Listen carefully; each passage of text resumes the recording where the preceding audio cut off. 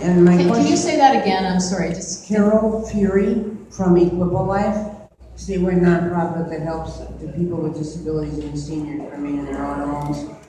Access to computer technologies is a huge issue in greater Minnesota. The costs are not coming down. So my first question is, are we looking at any cost containments as part of the RFP? And my second part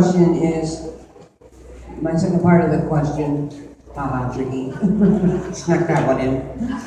The second part of the question is, does this section also disallow certain organizations from applying who received an appropriation this year? Bills, there was a sentence that said if any of the above named organizations received a grant from the legislature in 16, they were not eligible for these grants. Do you know if that applies? No, I don't think that is the case. So I don't think that's the case with these grants. Let me say that I'll handle this question. With the Broadband Border-to-Border Fund, it is about access only, not adoption. So in our task force report, if you go to the Office of Broadband site on the DEED website, we have a task force page. And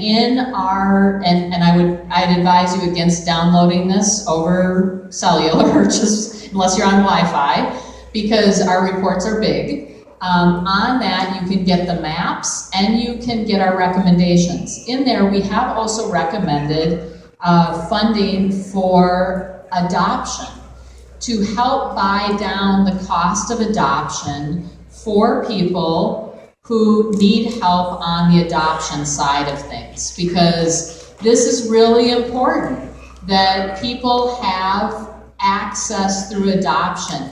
And Blandon has been very helpful in both finding data for us, helping with this issue. The Blandon Foundation has done very good work on this. And here's what we know.